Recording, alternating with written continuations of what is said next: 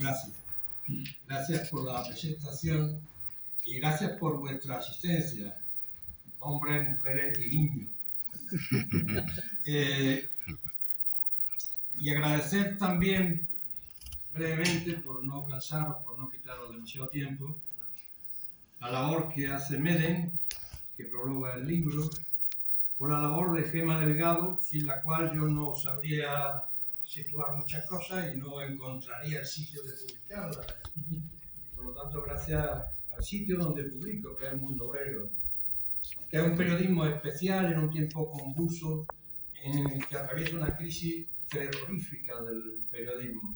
Y nos encontramos aquí un periodismo que habla de la coyuntura, pero con toda su complejidad, con toda su radical historicidad, y nos detenemos, es decir, no describimos, no llegamos los primeros y describimos exactamente lo que ha pasado, sino que hablamos de causas y consecuencias de esa historicidad radical que supone la noticia con toda su complejidad en cuanto a los contenidos.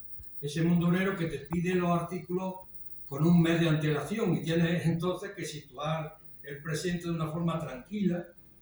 La tranquilidad es la ternura del tiempo, la lentitud es la ternura de ese tiempo, y por lo tanto yo agradezco que nos estemos formando en ese periodismo muy especial que es El Mundo Obrero desde hace mucho tiempo, desde que incluso publicaba aquel Raúl Júcar en los tiempos del cuplé, pero artículos que seguimos recordando mucho. Sí, efectivamente, vuelvo al Congreso, un poco como la reaparición de Platanito.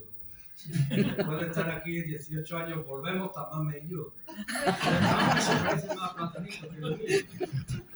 Pero ahí está don Ramón, que posiblemente el martes nos eche una bronca por no hacer bien la política, por no conectar con la gente y se ponga cara de 15M, porque es capaz de eso y demás. Pero en fin, lo estamos tratando con ternura, porque incluso él dice al final de su artículo que es la última gesta de su vida privada. Podría haber recordado el famosísimo endecasílabo inolvidable de Petrarca, de un bel morir tutta una vida honora, un bello morir enriquece toda una vida. Un bel morir en el sentido de acabar en la política, con la política, que viva muchos años, ojalá haya muchísimos años más de los que tiene, que ya son muchos. Yo escribo, como decía Enrique, porque algo hay que hacer. En un momento determinado, Lenin pilló un cabreo tremendo.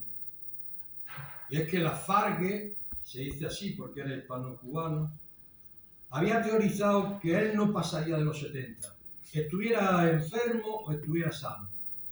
Y efectivamente, la Fargue se suicidó en 1911, a los 69 años, y consiguió que Laura Mar también se suicidara. El cabreo de Lenin fue tremendo. Coño, yo no sé cómo se dice coño en ruso. Coño, cuando seas viejo, por lo menos, que se escriban artículos. Y bueno, eso es lo que yo hago. Un poco sustituir humildemente desde mi rincón a la Fargue en esta producción de artículos. Esperando a los bárbaros es un poema de Cavafy, de Constantino Cavafy, que procedía de Grecia, pero vivió y murió en Alejandría. Y tenía un gran terror con respecto al imperio, no solo el imperio romano, sino el imperio británico, que él vivió en sus carnes. Y este artículo, aunque habla directamente del imperio romano, pero trasciende y transparece ahí lo que fue el imperio británico. Y los bárbaros no son los que nos imaginábamos, a los que se refirió, hablando de los de dentro, Vázquez Montalbán en un artículo del Mundo Obrero. Son los bárbaros de fuera, los que estaban en el perímetro del imperio, los que estaban fuera del imperio, los antiimperialistas.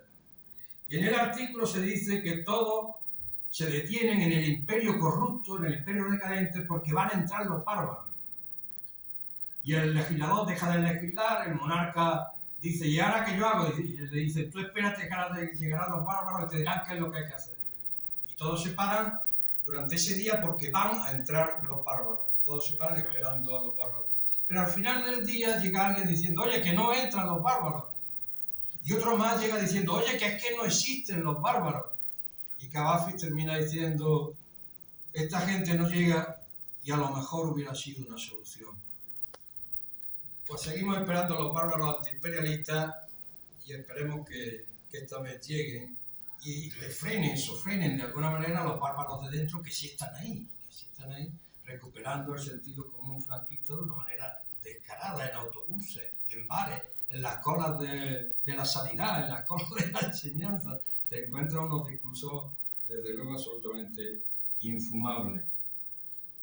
El libro utiliza una parte crítica, muy crítica. Yo soy muy crítico, hay que decirlo así, y hasta ahora nadie me ha dicho que me calle o sofrene o melle el filo de la hoz. Soy muy crítico, pero como decía Steiner, refiriéndose a la literatura, como una deuda de amor. Steiner se refería a la literatura, yo me refiero a lo que antes llamábamos la revolución, una deuda con la transformación profunda. Y desde ahí me atrevo a ser crítico muchas veces.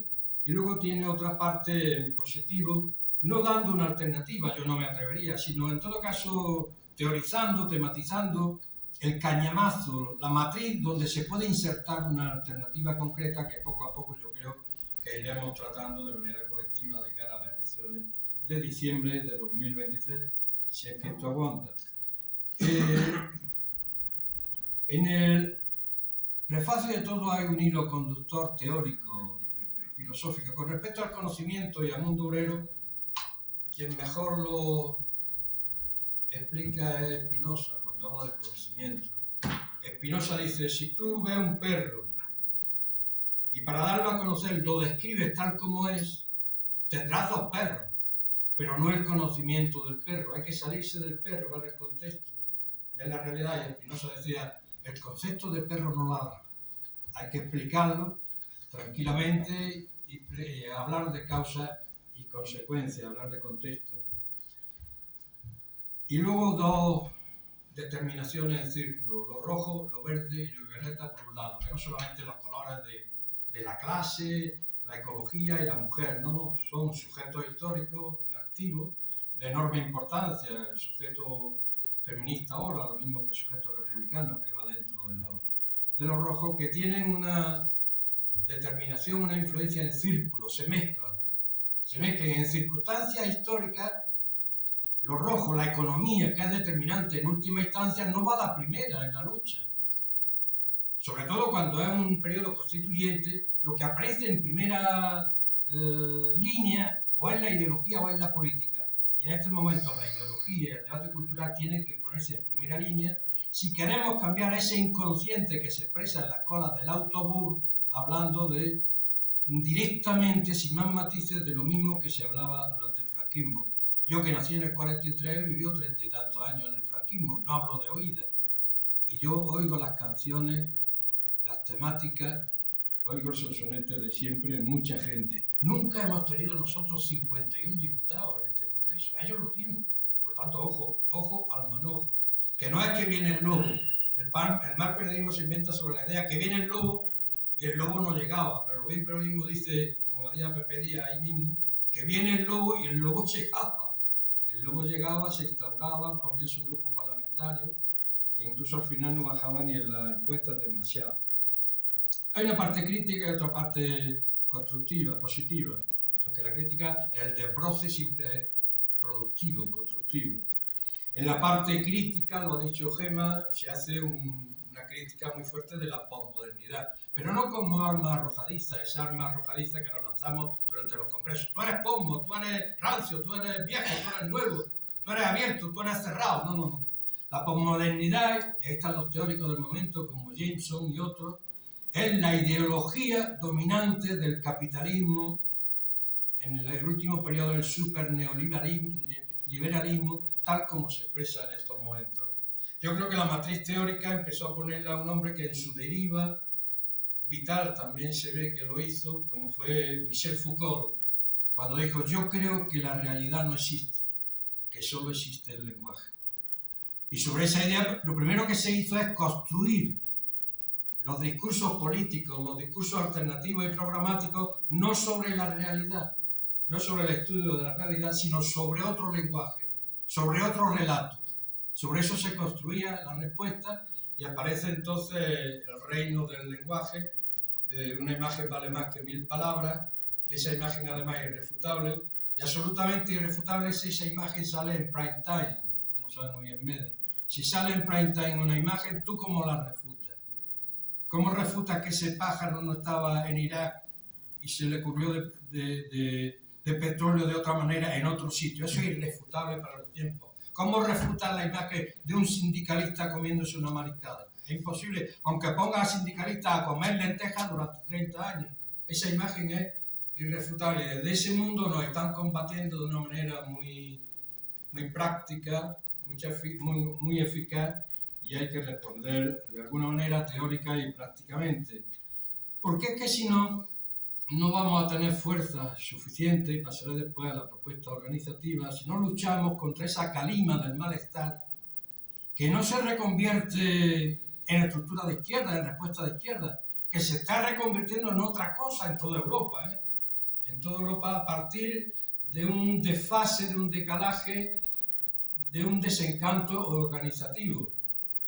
3 días después de la caída del muro de Berlín, Achille Oqueto dijo que el Partido Comunista Italiano no tenía sentido, que había sido un error construir en 1920 como una ruptura del Partido Socialista el Partido Comunista Italiano, y mandó una carta a la Internacional Socialista pidiendo perdón. En 1991, en un congreso rápido, con propuestas muy rápidas hechas en pocos folios, en Rimini, en el Congreso de Rimini, se disolvió el Partido Comunista Italiano. Sale Oqueto y es derrotado por Berlusconi. Y aparece D'Alema. Y D'Alema aparece ya con el discurso nuevo, discurso postmoderno nuevo. Y se recuerda siempre a aquel debate famoso con Berlusconi, cuando empiezan un debate en televisión y las propuestas no se diferenciaban, que si lo público y lo privado, que lo privado hay que darle mucha fuerza, que si hay que atemperar las movilizaciones, que si hay que tener en cuenta que la deuda es normal y el sistema financiero y la independencia de los bancos centrales es importantísima. Y cada propuesta que hacía D'Alema, Berlusconi lo pasaba un poco más allá, desde el punto de vista del progreso, hasta que uno de los asesores de D'Alema, del Máximo D'Alema, por detrás de donde estaba sentado D'Alema, le gritó: «D'Alema, dile algo de izquierda». En ese momento es cuando vemos por dónde va la situación y la disolución de una serie de partidos que se ha producido en el seno de Europa, con 2 lunares fuertes que aún resistimos y que vamos a seguir trabajando en ese sentido organizativo, que somos Portugal y España. En la propuesta en positivo aparece esa dialéctica a la que se refería Gemma de manera directa, y es que es una propuesta no para seducir, sino para convencer. Y la hegemonía, ya nos lo enseñó Gramsci, solo se puede abrir paso a través del organizativo, del espectro organizativo, de la dedicación, de la estructura organizativa, no a través de elegir más el terreno de combate. La comunicación es muy importante, pero no es nuestro terreno fundamental, más si no lo organizamos nosotros. Es el terreno organizativo en el que nosotros nos encontramos a nosotros mismos de manera clara. Cuando Napoleón va a Waterloo y elige mal el campo de batalla y elige un campo embarrado y tal, pues tiene una derrota absoluta, y a partir de esa derrota pues suceden cosas de enorme importancia que están en la base de lo que yo he publicado. En 1848, en el seno de esta respuesta, porque Napoleón entonces representaba la modernidad, de esta respuesta a la coalición conservadora, se publica el Manifiesto Comunista. Y en ese Manifiesto Comunista, pues naturalmente, aparece el fantasma del comunismo. Marx, que era un mal poeta, pero un buen lector de poesía, había leído el poema Inglaterra 1829 de Shelley. En ese poema es donde dice Shelley: a ver si de una vez el glorioso fantasma se levanta de entre la gente y nos salva de este tiempo convulso. Por lo tanto, ese esquema organizativo, ese esquema de intentar convencer, de intentar abrirle paso a una hegemonía que cambia lo inconsciente, es cuando entonces empezamos a abrirle paso a la posibilidad de una alternativa de izquierda. Funcionamos esencialmente con 2 inconscientes, hecho mano de los clásicos, Marx y Freud. El inconsciente ideológico-cultural, que no es que tenga la ideología dominante, los dijeron en la ideología alemana, es la ideología siempre de la clase dominante, no es un virus, no es una ameba. La ideología no tiene exterior, sino que se expresa a través de los aparatos ideológicos de Estado, a través de estructuras organizativas, aunque tengan en la comunicación su aspecto fundamental. Pero la familia, el fútbol, la escuela, la policía, todos los aparatos ideológicos están transmitiendo una ideología dominante de recuperación, eternización, reproducción de las condiciones de explotación a las que hay que combatir desde la creación de un inconsciente cultural diferente. No basta con meterle 20 euros en el bolsillo a la gente para que vote a la izquierda. Muchas veces te preguntan en un pueblo, ¿pero cómo es que los obreros votan a la derecha? ¿Cómo es que fulanico ha votado a Fraga? Porque la sobredeterminación de lo político, lo ideológico y lo económico, a veces lo económico tiene su camino especial que no soluciona los problemas ideológicos y políticos. Si no conseguimos sustituir, no hay inconsciente cero, siempre hay un inconsciente. El inconsciente dominante. La ideología funciona como un inconsciente que queremos dominar, pero que nos domina. Por un inconsciente antihegemónico, antidominante, de clase, no vamos a avanzar y no vamos a organizar la posibilidad de alternativas sedimentadas del futuro, materialmente hablando. Por eso, junto a eso se habla del programa participativo. Yo recuerdo que brevemente, no quiero, parecería sino que doy lecciones de convocatoria por Andalucía, cómo se creó, cómo se desarrolló, pero solamente voy a aludir a un tema. Convocatoria por Andalucía es la respuesta a una situación de desaparición. En 1984 cabíamos en un 6 de car, no solo en un 600, éramos 3 aquí. Desaparecíamos. Y entonces hubo que hacer una respuesta. Teníamos que dar una respuesta, no podíamos desaparecer. Y Convocatoria por Andalucía en el 84 y posteriormente Izquierda Unida una respuesta a esa situación. Cosa que hay que hacer ahora otra vez, en mejores condiciones incluso que antes, pero calculando, calibrando, sabiendo valorar las cosas, porque han ocurrido cosas espeluznantes en este país sin que las hayamos sabido valorar. Cuando aquí la izquierda junto a Podemos consiguen 71 diputados, ahí tiembla el sistema. Ahí es cuando el sistema, lo mismo que nosotros respondíamos en otra ocasión, responde, dice, ¿cómo 71 diputados? Y el sueldo incluso puede ser alcanzado, y ahí es cuando el sistema empieza a responder, empieza a reciclar y empieza a cambiar las cosas, y nosotros no supimos valorar, no supimos leer, como ahora se dice, la realidad de manera profunda, estructurada y concreta. Por lo tanto, la lucha ideológica y cultural como primera fase en este momento, y aparece también la idea del Frente Amplio, como dijo José Mujica, incluso un frente más amplio que frente, si se quiere, da igual. Yo voy a ir el domingo al acto de Sumar en Sevilla, pero un frente estructurado donde quepan nuestras mochilas. Nosotros tenemos mochilas y no queremos dejarlas en el camino. Tenemos una lucha, tenemos una forma de pensar, tenemos una sentimentalidad, tenemos una historia, tenemos un inconsciente rojo que no quiere desaparecer. Por lo tanto, todo eso hay que, como han hecho en Chile, en otros sitios, aunque no hay ejemplos, no hay modelos, hay casos.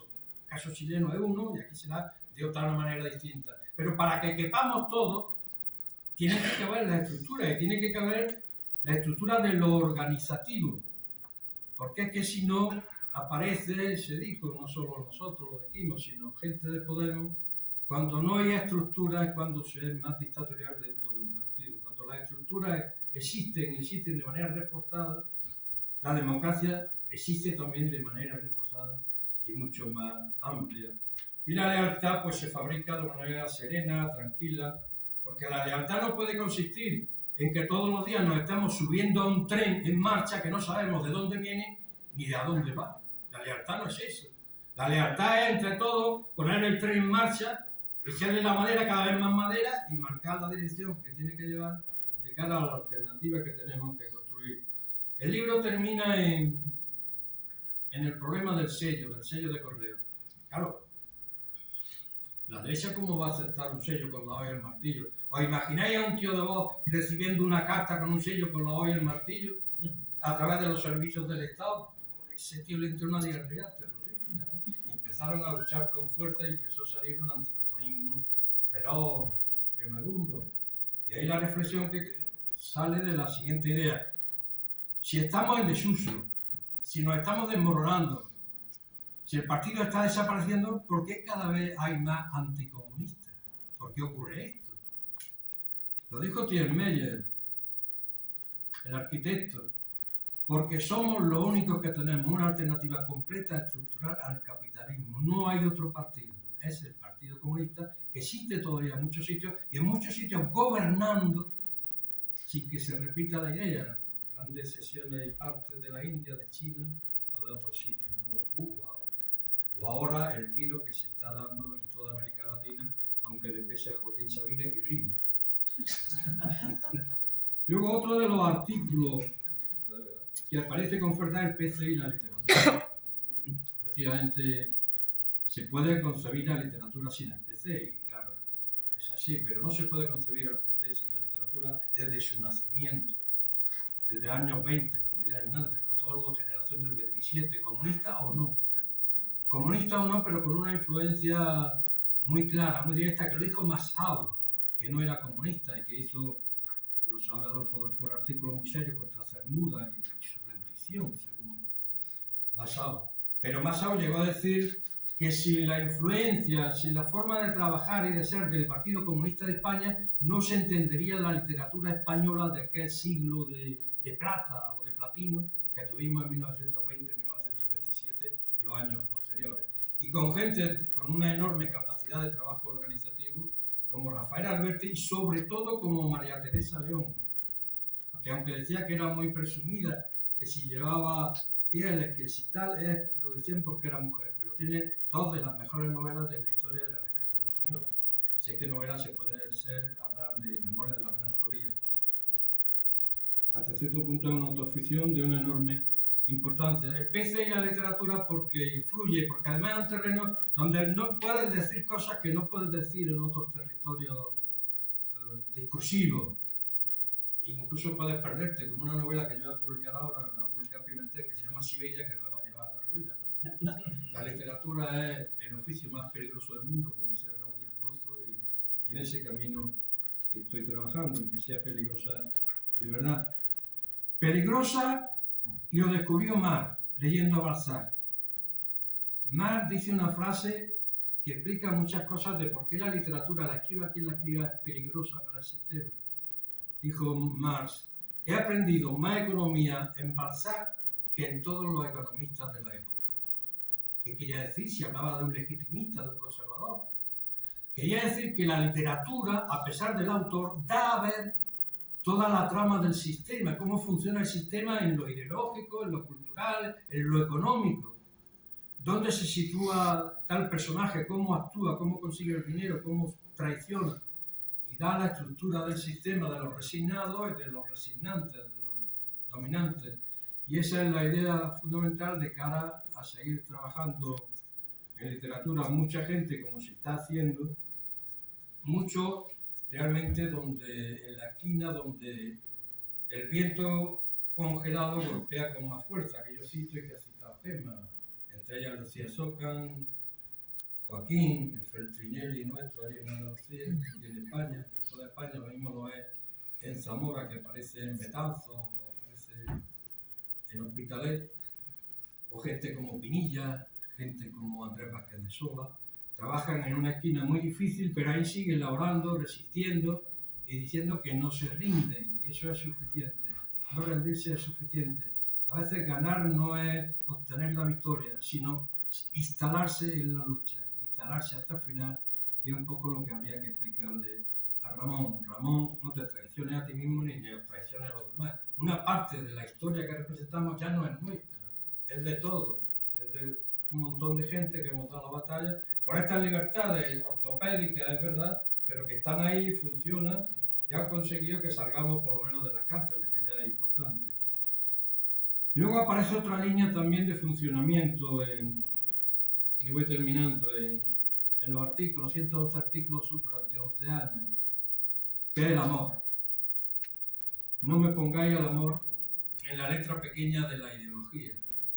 el amor en el inconsciente cultural, pero también en el inconsciente libidinal que teorizó Freud, tiene una enorme fuerza propulsiva de cambio o de inhibición.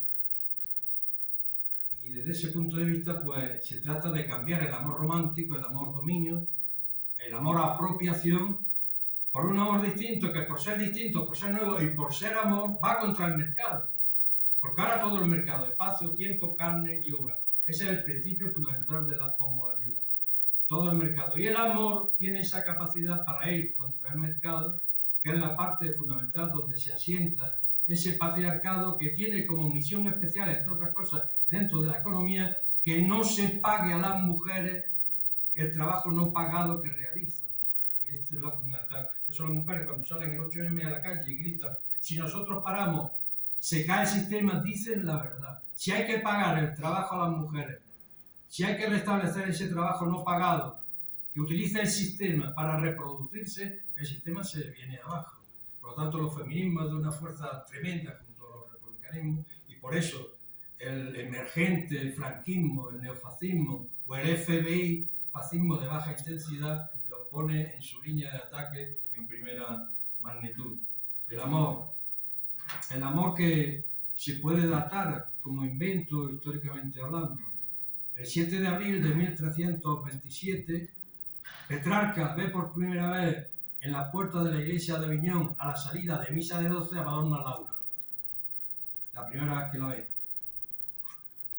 Y Petrarca le lanza la mirada, no se había teorizado bien hasta ese momento del amor platónico, del amor a la distancia, pero la mirada dice, tú serás mía.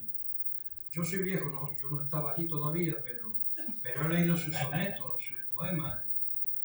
Lo que Petrarca inventa de manera sutilísima, el alma bella. El alma bella que siempre esconde una media naranja que nunca será una naranja entera. Y que la eleva a los altares, pero a los altares de lo privado, de la dominación, de lo puro, de lo no pecaminoso.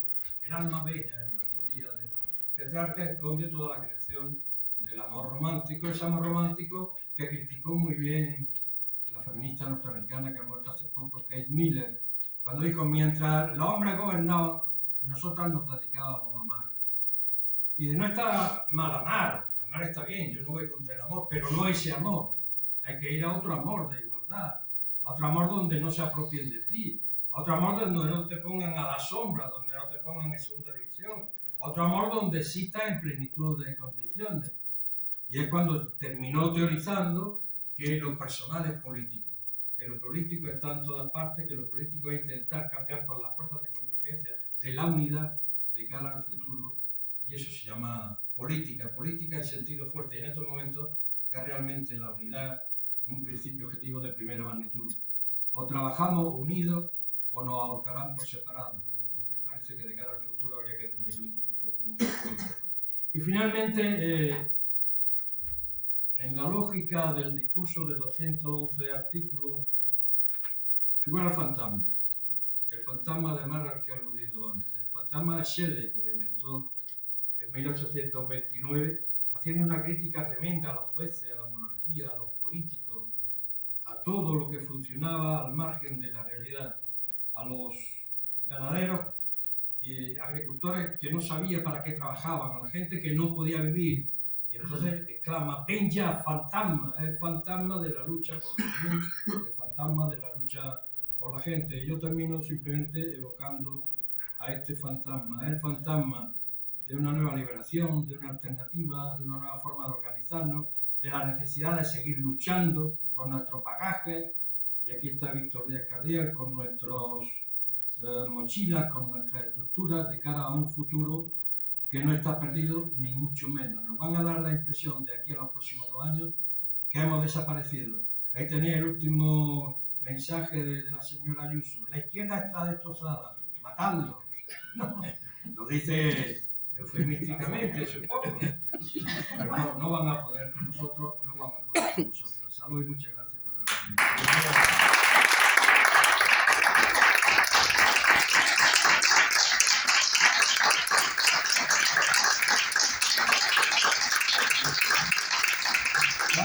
un trabajo que ha hecho Gema de Ricardo, porque yo para huir de la factura del psiquiatra pinto también. Tengo que quemar hacia poesía.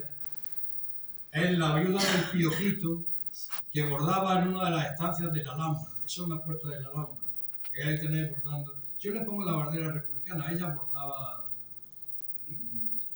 encaje, fundamentalmente encaje.